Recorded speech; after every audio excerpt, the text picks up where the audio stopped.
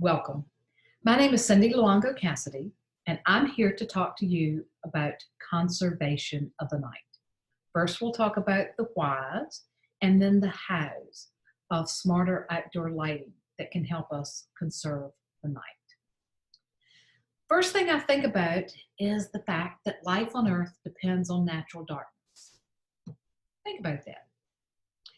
We've only had artificial light in our environment for a little over 100 years. What has that done to us on Earth? We'll talk a lot or somewhat about the health issues for humans later, but think about all the ways that our culture is connected to the night sky. Think about our science, our literature, our art that's connected to the night sky. Think about, all of the stories about the night sky or that we're told sitting around a campfire under the night sky. Take a second and close your eyes. Think about a time that you've been out under the night sky. Take a deep breath.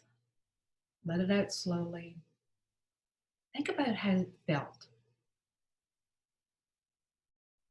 It's a good thing. It's a good thing for us humans. You can open your eyes now. We're going to first talk about different ways that our artificial lights may cause challenges for all the animals and plants on Earth. Navigational issues first. I'm sure you've heard about the problems with sea turtles, where when they hatch, they should go directly into the sea. They should be seeing the light of the stars and the moon reflecting on the ocean. Think about the ocean waters moving and catching the light of the stars and the moon. That's what attracts them to the ocean. They should go directly there. Instead, if they are surrounded by artificial light, they may get confused. They may see a brighter light behind them or down the beach to the left, and they'll turn and go in that direction. Or then they'll see another light and they'll turn and go that direction. Look at the picture at the bottom left of your screen. Those are actual baby sea turtle tracks where they were so confused about what direction to go in. Navigational issues. Another critter with navigational issues you see in this picture. Okay, who knows those? You know them. Dung beetles. Exactly. You think, dung beetles, they have navigational issues? They do. They use the Milky Way if they're out collecting their dung balls at night. They use the Milky Way to know what direction to go back to their storage facility where they keep their dung balls. And if they don't have the Milky Way, if there's too much sky glow or lighting nearby, artificial lighting, then they'll get confused and may wander around. And unfortunately, sometimes other dung beetles will hijack them and steal the balls. Not a good thing when they've spent all that time making it.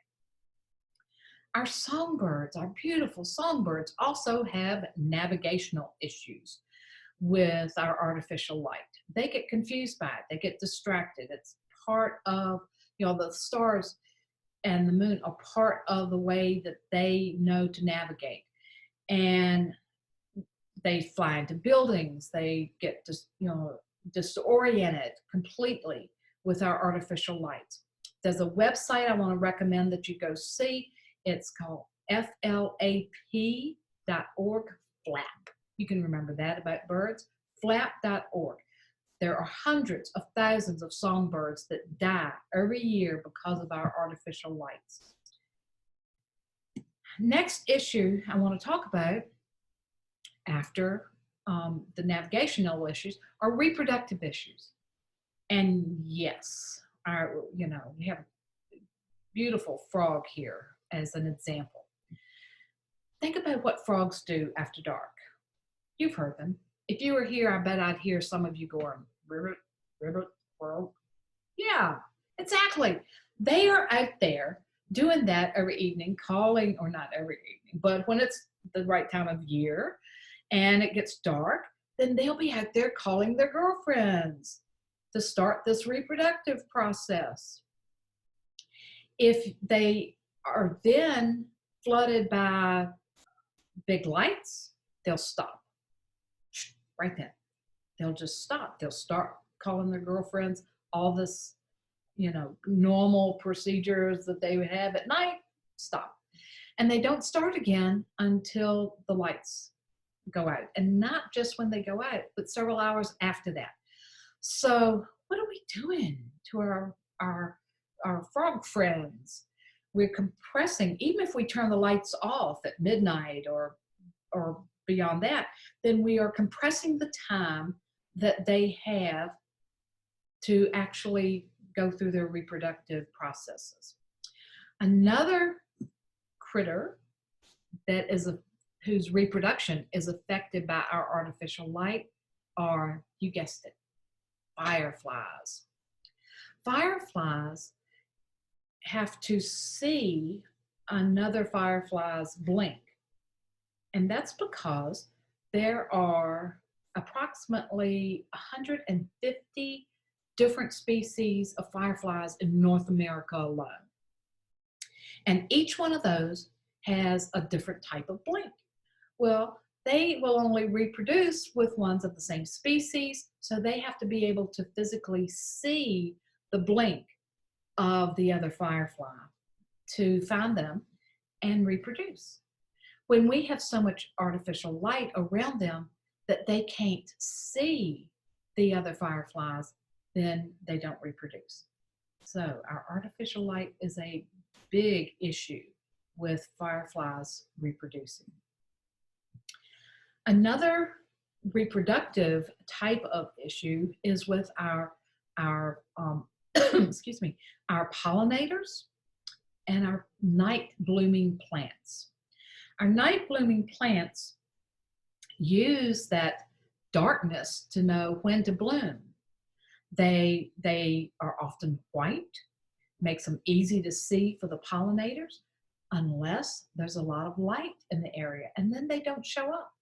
So not only does our artificial light reduce the number of blooms, but it keeps the pollinators from finding them. So we have issues with abundance of flowers, and we've also found from scientific studies there is a reduction not only in the abundance, but the diversity of flowers and pollinators that can do their work at night. So you get those reduced numbers of each, and it becomes a downward spiral with fewer plants blooming, fewer pollinators there for them because they're not getting enough food, etc. It's also been shown that the pollinators that are there, that a smaller percentage of them have actual pollen on them and are doing the pollinating when the area is illuminated than if it's a dark area. So think about that. Plants and pollinators. These are so important for our food sources, as well as just to keep these plants and pollinators in good health and reproducing. Let's talk now about us. It's easy to talk about us. The question on the screen is, do you spend time in the unhealthy glow of artificial light? You think, wow, the word unhealthy there. That's because at night, during the day, you need all sorts of good light. You need that full spectrum of light. You absolutely need that to be healthy. But starting at dusk, the amount of blue light, especially the blue wavelength of light, should be reduced, because at that point, that's when that reduction in blue light helps your body start to produce melatonin. And melatonin not only helps you sleep, I'm sure most of you have heard of that to help you sleep at night, but it also helps rebuild your immune system every night. Very important thing. So normally I would do a little demo here, and hopefully in the link that sent you to this talk, it would have given you some information to go get some diffraction grading glasses like the ones I'm holding up. There you are, picture of them on the screen. If you didn't get those, don't worry. I'm going to show you some pictures of what you could see with those diffraction grading glasses. Because what we want to do is help understand this blue wavelength of light. Because, you know, we see most of the lights around us are white, right? And we think, I don't have a blue light at my house. Well, what it's talking about is the blue wavelength that comes along with that light. And these glasses are going to help us see that blue light, or the blue wavelength within that light, even though the light doesn't look blue. So how does that work?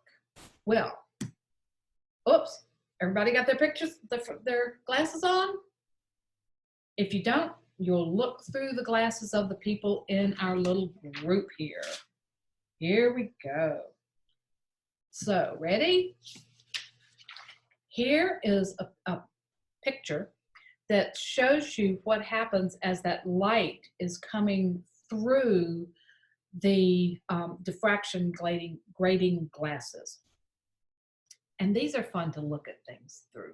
If you look through and see a light that normally looks white, then you're going to see rainbows.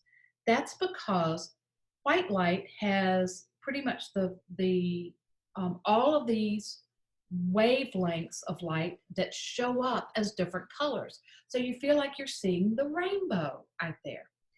So if you have them on and you look up at a white light source, like a normal incandescent light, you're going to see rainbows. If you look at something very white, for instance, the light coming from, say, your cell phone or computer, it may be bluer than that. I wish I could show you, but you can, if you turn on the little LED light on the back of your cell phone, look at it if you have those diffraction grading glasses. Look at it. And if you don't have them now, it's fine to order them later, and or either trust me what we're saying, but it will be very blue rich. That blue that you'll see will be very pronounced if you look at a very white LED. Now, I know that some of you are familiar with the night shift on your phone that says that it's blocking the blue wavelength of light and being more healthy for you. Or you may have blue blocking glasses like the ones that I'm putting on here. These will stop that blue wavelength. So for instance, if I went back and looked at an incandescent light, it would look more like what you're seeing on the screen now. You would have that blue wavelength. If I put on blue blocking glasses for it, or the light coming from my computer or from a light nearby that's a white light, what I'm seeing would be the lights, the other colors, not, the other wavelengths of light, not that blue wavelength. So if I put on my diffraction grading glasses on top of my blue blockers and look, where without the blue blockers, I see, the complete rainbow, that whole spectrum of light. Here, for instance, with these good blue blocking glasses, I'm only seeing the red, and it looks a little yellow in the middle, and the green. So there we go. If you have good blue blockers, there are what can I say? There are a number of offerings out there that are supposed to be good blue blocking glasses, and I've only found about 2 brands that are the one that that I use most and have no stock in but recommend are by Uvex, Uvex. They are the Uvex safety eyewear. And if I get on my reading glasses here, my computer glasses, I was going to read you a specific one, but this is what I use. So hopefully you can find some that can help you.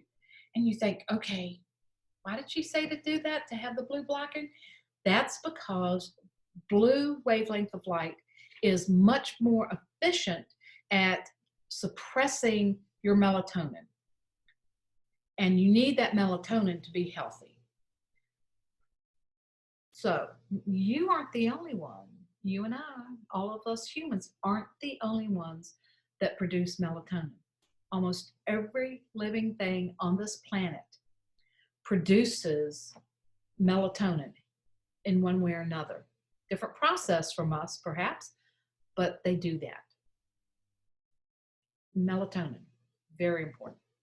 So you don't want that blue wavelength at night. You think, oh man, I need my Kindle to read before I go to sleep. That's the best way I go to sleep. Well, use your blue blocker glasses if you must do that, because otherwise they have proved that you will go to sleep, but you won't go into the deep realm and actually get a good night's sleep. You will end up over a period of time being sleep deprived if you have all that artificial light around you at night. So our health, very important. The health of other animals is important too. But with this, we've been talking about our daily rhythm, that circadian rhythm, what happens every day for us, because every day at dusk, we should start producing melatonin and we should reset our little circadian clock and be healthy because of it. Now, we also have, in addition to that daily cycle, there's an annual cycle. Think about the fact that the number of minutes of daylight and the number of minutes of darkness changes every day. Had you thought about that? It's very gradual, but it does change. Now, animals can sense as little as a minute's difference from one day to the next, and it triggers hormones. How do you think the deer know when to go into rut or to start growing antlers? There are many, many animals that you will study about, that you'll find about, okay, they do certain things, certain times of year. They don't have a calendar to check. No, it's because of the number of minutes of daylight compared to the number of minutes of darkness. And as that changes, then hormones are triggered. It's not just the animals either. Think about our plants. Think, oh yeah, the trees many of them drop their leaves in the fall, they change colors, drop their leaves. That's not when that process starts. That process actually starts just after the summer equinox, when you have the days starting to get just a teeny bit shorter. The chemical process kicks off then. We don't see it until fall, but that's what happens. I've also seen pictures of trees that were partially underneath a big street light or area light. And when they did that, the part of the tree that was illuminated each night wouldn't figure out that it was time to drop its leaves. It thought it was still, summertime or early fall. And it wouldn't drop its leaves. The rest of the tree may have dropped its leaves, but that part that was illuminated would still be holding on to its leaves. It's because of the light that's on it, because of our artificial light. Now, it needs to drop its leaves. It needs to go through that whole process chemically to protect itself and to be so that it's not subjected to or easily, in a position to catch diseases. So even the trees, even the plants need to have that darkness every night. Okay, so we're talking about the the annual rhythm with daylight and darkness. Part of this with the plants shows up in the soybean field. And if you're not familiar with soybean, look at the area on the right. Do you see where it's brown? Those are ready to harvest. They should get a pretty good yield. Look on the left of that field though. There's a significant amount of the soybeans in that field that are still green or are greenish yellow. Why do you think that is? I'll give you a second. Look at it. I bet you figured it out. You see the lights along that roadway? There's the light pattern where it's light further into the field and then not so far. There's your light pattern right there on that field. Those green soybeans will not yield anything. They will not come to where they can be ready to harvest. So you're reducing the yield from that field. So reducing our food sources. Let's think about another issue. We've talked about what yet? Navigation. We've talked about reproductive issues. We've talked about our circadian rhythm. We've talked about our annual rhythms with the daylight and darkness. Let's think now about competition. And I have this moth there as an example. Think about any time that you have seen a place where the lights were left on, say on a porch, on a building, and they're left on all night. You go out the next morning, what do you see? You still see moths hanging on the wall, right? They're still there all night. They're there. They're not out competing with other moths for the best food. They're not competing for the best partners. They're not finding a good place, for them to get food and shelter. They're not competing at all. They are just stuck with that light. So competition issues. Next issue I want to touch on, it would be the balance between predators and prey. I don't know if you know that there are prey that won't go out when the full moon is out. Well, what if we have so much artificial light around them that it looks like the full moon all the time? They're never safe. They're never where they can hide from the predator at night. Think about how we are upsetting that balance by allowing the predator to just go out anytime and find the prey because there's so much light around. Have you thought about those things? I want to tell you a little bit of a story here. And this is a wonderful snake. This is an eastern hognose. Does a great job of taking care of little field mice and that type of thing. Unfortunately, it gets a few of my frogs too, but this is how it goes. What I want to do with this picture is to remind me to tell you a story. There was a snake in Southern California that was very prevalent. And of course, the area was being developed heavily. So some of the scientists were worried about the fact that so much of their habitat was being taken. But there was a great news. There was going to be a whole huge reserve put aside, 25,000 acres or so. And they thought, the snake will be fine there. That's great habitat for the snake. Well, they found that the snake moved into one corner of this reserve, just like a fourth of that huge acreage. Took a while to figure out, but it was finally determined that the mountains protected that particular part of the reserve from all of the sky glow and artificial light coming in. It wasn't directly onto that other 3/4 of that reserve, but it was close enough, and it had sky glow over that area to the point that it became uninhabitable for those snakes. So I want you to look at this quote.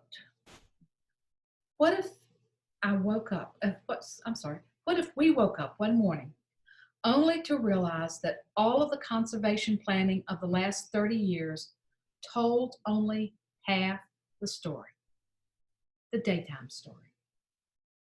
And I'm quoting here from Catherine Rich, who's one of the founders of the Urban Wildlands Group. Think about that. We as humans have studied plants and animals for years. We have so much information that's been put together, but most of that was studied during the daytime because that's when we can see easily. We're starting to study more and more of what happens after dark. We need to know what these plants and animals need after dark and not intrude with our artificial light and change that environment for them. We know what it looks like if we take a bulldozer and hit an environment and change that completely. We know what it does to habitat for the plants and animals. We don't really know all of the habitat changes and destruction that takes place because of our artificial light. We need to consider that. So yes, life on Earth depends on natural darkness, and you can help protect it. Let's look at a couple of other challenges. We've looked at so many issues for all of the plants and animals, including ourselves on this planet, but let's look at some other outdoor lighting challenges, because when you talk to somebody else about this, there are people who will appreciate all the challenges for ourselves and other animals and plants on Earth, but there are, as we know, people who need and who you'll be more comfortable talking to them about some other reasons that they should do lighting in a better way. So the things on the screen, I won't read you, but these are things we're going to look at next. First, glare, safety, and security. You like this light? That's just a regular old spotlight that we have on people's homes. And it seems to illuminate that backyard rather well.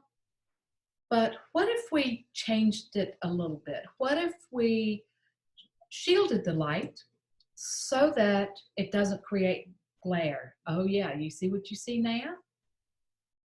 When you shield the light so that you don't see all the glare, then you can see better. It lets you see beyond where you could see before. That's because when your eyes see a bright light, they adjust to that bright light, and it makes everything else look darker. So glare creates dark shadows. You want to eliminate glare. Look back at the slide before. That individual was there all along. What if that had been somebody with ill intent? We really wouldn't have seen him. There he is. Glare. Glare reduces our safety and security. When we put up lighting, we want to see. That's the reason we put it up. So let's do it in a way that helps us see. Let's look at this next example where we have the light on the left, that is an unshielded bulb. The light on the right, that same porch, that same bulb has been shielded, and so that you don't see the bulb directly or see the glare from it directly. And you could probably reduce the wattage of the bulb, reduce the amount of light, and see even a little bit better. But you certainly shield it, and you can see the steps, you can see out into the yard better. Excellent. It increases our safety when we shield that light and don't see the source of the light. We see the illumination from it. That's a good thing. Here's another issue that you may be able to talk to people about. And the house on the left in the picture, the business on the left, is across the street from the home in the picture of the right-hand part of this picture. The home on the right has 0 outdoor lighting turned on, 0. Think about trying to sleep in that home. That would be very difficult. Think about what you've just learned about artificial light and it's stopping your melatonin production. It'd be hard to sleep in that house. Even just enjoying the evening, if you wanted to sit on the porch and have lightning bugs or enjoy the night sky, you couldn't do it because of the light across the street. So lights, not only we want them shielded so that you don't see the source of the light, but turned so that the light stays on the property where that light originates. Light trespass, that's an issue. Here's an example that can help you think about why shield. Because when you shield, you not only can keep that light where you want it and keep the glare away from you, but you can reduce the wattage.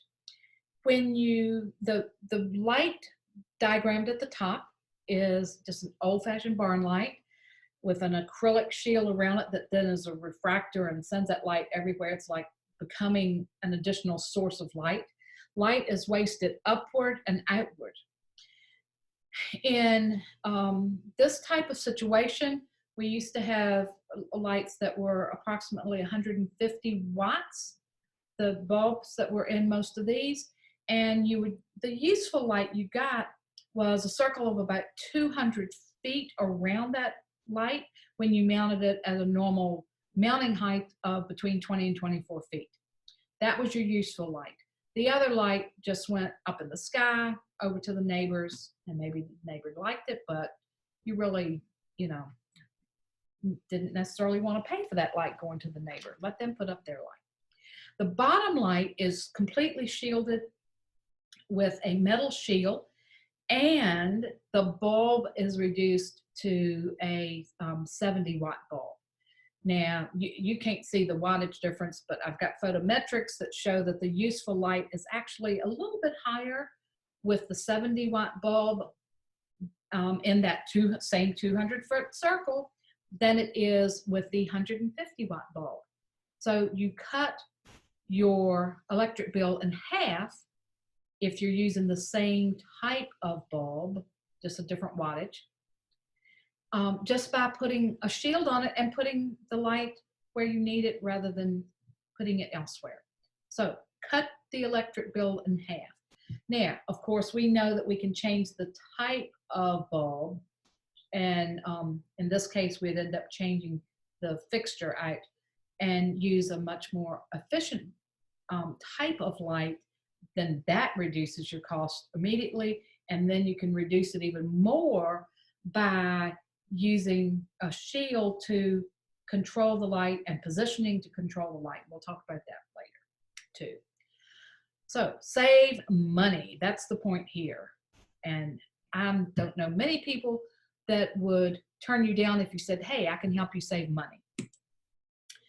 Think also about what light clutter does in our communities. Does not attract tourists. That's blinding. That is very uncomfortable. Those lights fixtures may be pretty during the daytime, a little eye candy, but if you could shield them so that you can see well, but not have that glare in your face, it is so much safer. Remember the dark shadows we created with glare? You don't want those. What about our view of the stars? Wow, if we do the things that we're going to talk about that we can do and meet these challenges we've talked about, then we also get to see our stars again. That's a good thing, because even over our big cities, we could see our stars. All right, so to protect the night sky, what do? We're going to run down examples of each of these, of how to protect the night sky. We're going to do this very quickly, but you're going to start with a shielded fixture. Notice all the fixtures on the right-hand side of this particular handout, that the bulb can't be seen. The source of the light is hidden. Wow. If you do that, you are halfway there to fixing all of your light pollution problems. Hide the source of the light and don't have, look at on the left side where it has those unshielded bollards. The light source may be coming down. You may think of that as a light source coming down and hitting that bottom part on that, the one that's in the middle there. It's on the right hand side of the bollards. But it's hitting a very highly reflective surface so that that becomes part of the source of the light again. Again, you're seeing the source of the light. You don't want to do that. Another thing to do would be to put up additional shielding, like the light on the right here, where there's a shielding that drops down below the level of the source of the light to keep light from coming in what we call the glare zone, where you would have to be, you know, pretty close under the light and look up before you'd see the source. If you're back, this helps you. It protects people from that glare and helps concentrate some of the light down. Okay, so shield those lights, and those 360-degree shields, they go all the way around the light. More and more lighting manufacturers are offering those, and if you ask for them, they'll produce even more. Tell them you want that source of the light recessed a little bit. Here's a little graphic that displays some of the principles we've been talking about, where you want the lights to go down. You know, those lights in that far left diagram with the globe, they can be very pretty to look at. Again, eye candy during the day, but they are some of the worst lights out there. And they thought, look at the next one that's labeled bad. It's got a cute little hat, kind of a metal hat on top of it, thinking, keep the light from going up. It's still going to go up from the bottom of any glass that the light can reflect on. It's going to go up. Look at the next one that says good. That one has a light going straight out at those 90 degrees. Notice that that's still not as good as we can get. We can do better than that by having it down at an angle. We have shown, we used to think that good was what we should do. It was called full cutoff lighting, and everybody thought, if we demand that, we're going to get rid of light pollution. What they found later is that light going out very close to the horizontal, within 15 degrees below or above the horizontal, creates more sky glow than a light that is shown directly straight above. So make it come down at an angle. Make that source of the light recessed so that the light comes down at an angle. You can see the best. You can see, check out old Yosemite Sam there, and look at the stars above. Excellent. Aim lights down. Only use the amount that's needed. And I want to highlight the service station on the right, where there are lights that are focused directly on the tank, that are at the level that they need to be, because that's, gasoline's a highly flammable substance. This is has to be illuminated quite well. And actually, if you were standing where I was standing when I took that picture, the pavement looks lit from the human eye. The camera can't quite catch it. So the light really is all the way across that surface, even where it's looking somewhat dark. But it's very comfortably lit. And I'll know that there are service stations that do this type of thing, and when they've changed to this lighting, they have found that they get more and more business because people are comfortable driving in there. And here's an example of that, where this was done with a study that they were looking at reducing the electrical cost, and they ended up attracting more business. Wow, that's a great thing to do. Attract more business because it's more comfortable. People felt safer going where they didn't have all that glare blinding them. Want to touch base again on the color temperature of light. We were looking at that a little bit. We didn't call it that. We were looking at some of the wavelengths of light with our diffraction grating glasses. The best way that we have of knowing whether we're going to have that blue wavelength in a light or not, the best way we have right now to talk about that in general is to look at the Kelvin rating or the color temperature. You'll see lights that may not have a specific Kelvin rating on it, but it'll talk about whether it's a warm light or a cool light. At night, you want warmer lights. Our old incandescent lights are about 2700 Kelvin. That's a nice warm light. You don't feel like it's yellow at all. You feel like it's very comfortable. Unfortunately, many of our new LEDs are very high. They may be 4000 Kelvin, 5000, 6000, etc. These cause more scatter in your eye, the way that when it's an LED. When it's an LED and it's a high Kelvin rating, it causes more scatter. More scatter means more glare. That glare sensation in your eye. You don't want that.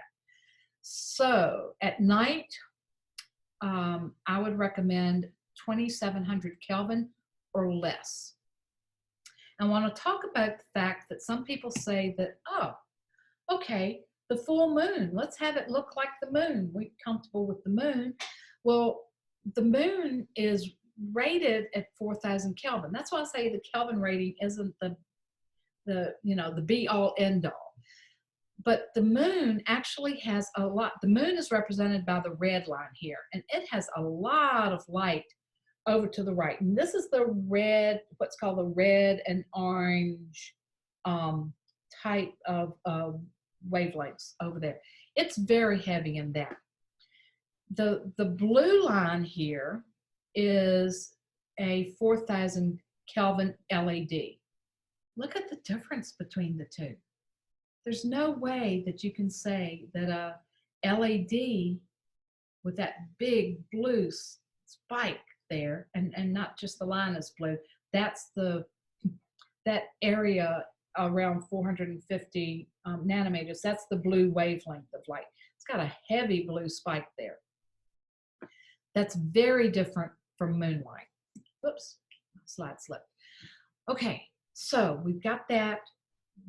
Don't always equate the Kelvin rating.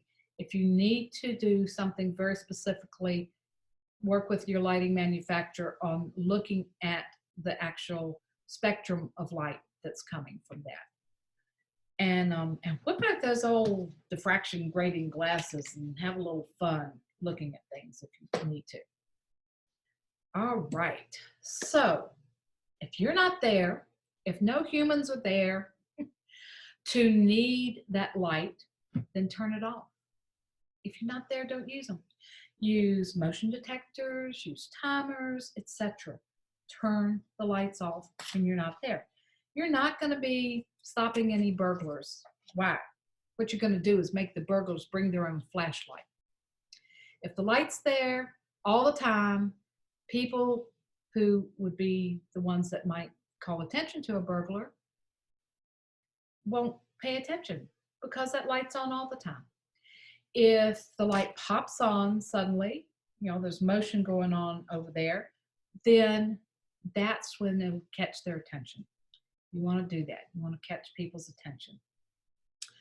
So we've come back around to the fact that yes, life on Earth does depend on natural darkness, and I'm challenging you to modify your lighting practices to help protect it. How can you do that? Well, one way is to participate in the Be a Star program. If you, this is a program where you can assess the lighting on your property. Now, we can get you a copy of the assessment. We're getting ready to put them back up on the idatexas.org website. They'll be available there. It's just something you download and read through the self-assessment, answer a few questions. And you can have a nice big metal sign that's displayed here on the screen that you can display at your home. It's a great way to start a conversation with your neighbor. The application also helps kind of coach you through if you need any changes in your lights. So there's a challenge. Go out, get this, and check on your own property. Doesn't matter whether it's a residence, business, whatever. You can do a self-assessment. Very straightforward and easy to do. Another thing that you can do is to participate in the Globe at Night Citizen Science Program. This is fun. globeatnight.org. Just Google that, go out. It's a very simple way to do. You can do it on your computer. You can do it on your phone. There are a couple of questions to answer, most of which your computer can figure out itself, like what time is it, what day is it, where are you? You know, let it figure that out and say, yep, you figured it out right, everything's good. And then you match a picture. They have a series of pictures. You say, ooh, which one looks like my stars? Look up at your stars. Great thing to do anytime. There are certain dates that it runs because it is active when the moon would not be competing with the stars, because the moon actually creates a lot of light pollution. So it's look at the website, check the dates, and do that. Do that. Fun thing to do. Here's a little printout that you can see. You see all the little dots on this map? These are places where people have taken Globe at Night readings. So after you do it, you can go back and you can look in prior years. You can look currently and see the readings that you took and that other people in your area took. Fun thing to do. I want to leave you with this list of resources, places that you can get more information. I highly recommend darksky.org. That's our main website for the International Dark Sky Association. The others are great websites too. Take a picture of the screen, pause it, whatever you need to do. Most of all, go look at your own lights that you put up. Thanks so much. I'm glad you were here. I hope you enjoyed this. Take care.